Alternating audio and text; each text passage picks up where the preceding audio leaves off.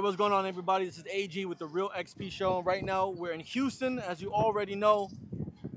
This right here is being powered by Cross the Line Radio. Shout out to Captains Tazariak and Kataza. And who am I here with today? Priest Abawan, Israelite School UPK. I'm out of the Southern California zone. Okay. Now, according to America, right? What would America consider you to be? A so-called Native American, Why? because my forefathers are indigenous Okay. to this land, Okay. right? Well, what specific tribe? The Blackfoot Nation. So my father's side it was Blackfoot, and then my grandmother and my great grandmother on my dad's side it was Choctaw Indian. Choctaw Indian. Okay. Yep. And a lot of us, so my family migrated from the South, like New Orleans, Louisiana, in the early 1900s to Los Angeles. It was part of that bulk of brothers and sisters who moved from the South to Los Angeles. Okay. Now, being a descendant of Native Americans here, what are your thoughts and opinions on how natives are treated and are living currently? How Native Americans are treated in America right now? Yes. Native Americans are in hell. I don't give a damn how many casinos you think we own. I don't give a damn about none of that. Native Americans, there was a report that came out, a statistic rather, that there are some Native American families on reservations that survive off $5,000 a year. The whole family, right? In this economy? In this economy, right? And most of that goes towards alcohol. A lot of our brothers and sisters are stuck on fire water or alcohol to the point where if there's no alcohol in the liquor stores, we'll get cans of Febreze or air fresheners, things with content of alcohol, just to escape from this hell, the reality of America being hell for us. We'll drink that. I've seen something similar where the Listerine is being used. Anything to get a buzz.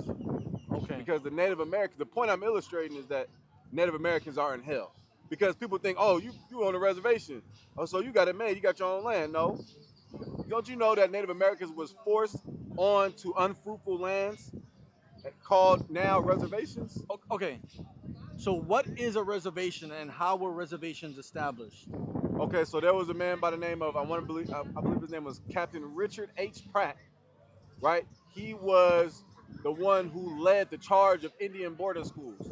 He's famous for the token, kill the Indian, save the man. Okay, I've heard of that. So what they wanted to do was exactly that.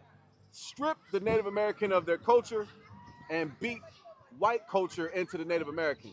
An attempt to assimilate Native Americans into white culture. Basically, colonization. Or back, if you want to go a couple thousand years ago, Hellenization. Same thing.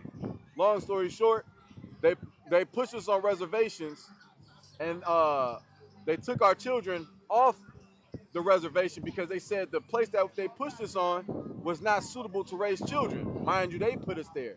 And so now after that, they put us in these boarding schools where they re-educated our brothers and sisters, our Native American brothers and sisters, and not only re-educated them under the Catholic banner, but they molested our sons and daughters, they tortured our sons and daughters, the whole nine, man. So, and as far as reservations go, I mean, it's the ghetto. If you've ever been to any ghetto in America, that's the reservation, just Native Americans. Okay. Now, when you mentioned something called firewater and you called it alcohol, Right, right. where does the fire water come from? The concept of fire water or alcohol come from? How did it become such a detriment or a poison to the Native American community? I'll tell you, it's a lot of different tribes that have their own opinion on it, but I'll tell you from my experience that if I had to say anything about alcohol when it comes to Native American, the alcohol is killing the warrior spirit in the Native American. Alcohol is killing the spirit out of any Black, Hispanic, or North American Indian. Right? The overconsumption of it, because we know drinking is not a sin. But if you look at Gad on those reservations, they're drinking to escape. They're drinking to, not deal with the reality of being on a reservation. You see what I'm saying? Where most buildings, most homes don't have proper plumbing. You see what I'm saying? So, of course, you're just going to drink.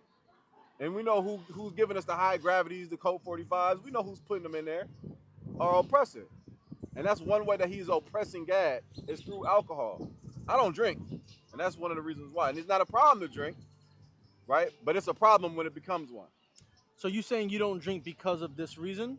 Yeah, my father, my great grandfather, my grandfather, my great grandfather, alcohol did a number.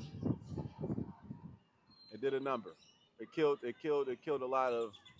It killed their charisma, killed their drive. I watched it, so I don't drink. Don't offer me a drink.